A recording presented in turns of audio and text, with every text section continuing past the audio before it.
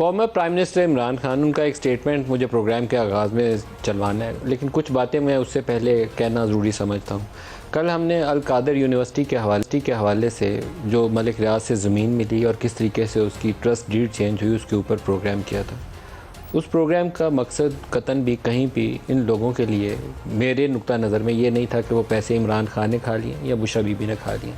उसके अंदर conflict of interest खुल के वाज़े तरीके से नज़र आता है और इर्रेगुलरिटी नज़र आती है। और जिस तरीके से फ़रा खान इन होती है उस पूरे प्रोजेक्ट के अंदर, वो कोई तरीका दुनिया में ऐसा बना ही नहीं है कि मैं उसको जस्टिफाई कर सकूं।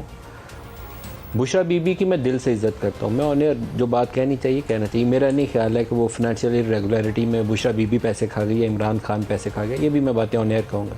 लेकिन गलत काम का गलत अंजाम होता है, वो तरीक़ाकार भी गलत था। आप रियाज मलिक से ज़मीन लेके और उससे एक वो बहुत बड़ा एक इशू है, 190 मिलियन पाउंड यूके से आया हुआ है, वो हमने कोर्ट में एडजस्ट कराया हुआ है, वहाँ से फ्री ज़मीन ली हुई है। और फिर हम कहें हम तो रूहानियत के लिए यूनिवर्सिटी कायम करने लगे थे, एक दीन का काम करने लगे थे, तो ये बेवकूफ़ एंकर हैं, इनको पता ही नहीं है, ये इस तरह की बातें करते हैं तो कुछ हज़म नहीं होती।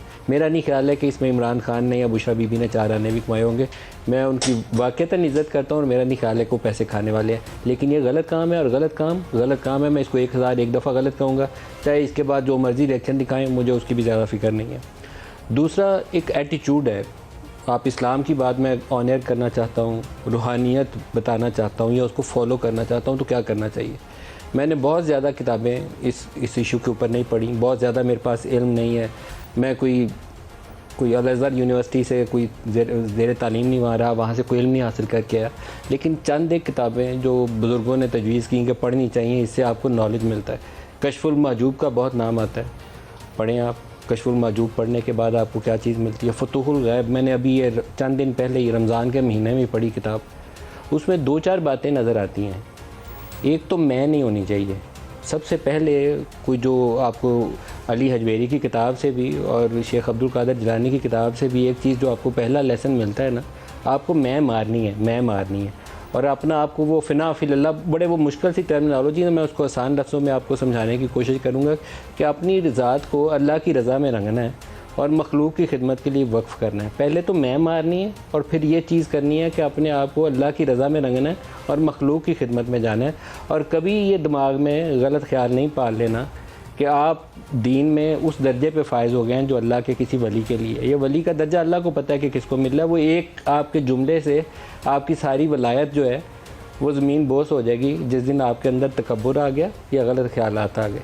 ये मैंने तमहीद बांध दिया इसलिए कि प्राइम मिनिस्टर बारहा इस्लामिक इस्तारों का इस्तेमाल करते हैं और मुझे उनके बहुत सारी चीज़ों के ऊपर जो जहाँ मज़हब का वो हवाला देते हैं, मुझे उसके ऊपर ज़ाती तौर पर खौफ का एहसास होता है उनकी ज़ात के लिए कि वो कुछ ऐसा ना कह दें कि वो अल्लाह को जवाब देना है। मैं कहता हूँ कि उनकी यूएन की तकरीर जो थी वो इतनी शानदार तकरीर थी कि अल्लाह पाक उनको उस तकरीर के बदले उनको माफ़ कर दे, अगले पिछले गुनाह उनके माफ़ कर दे।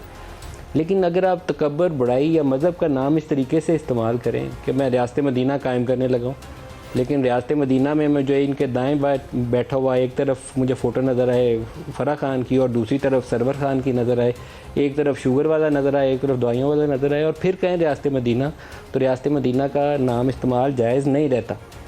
मैं इस पर शक व शुबे में नहीं हूँ, मैं क्लैरिटी के साथ हूँ। मेरी पूरी जो ज़िंदगी है एक ख़ास माहौल में बसर हुई है। मैं इमरान खान की तरह कोई 65-70 साल की उम्र में आके मुझे ये दीन की तरफ लगाव नहीं पैदा हुआ। मज़हब का इस्तेमाल, मज़हब का नाम सोच समझ के करना चाहिए और जहाँ आप गलत नाम इस्तेमाल करेंगे वो अल्लाह पाक से फिर माफ़ी मांगे, तलबगार हो माफ़ी के कि आप उसको किस मकसद के लिए इस्तेमाल कर रहे हैं।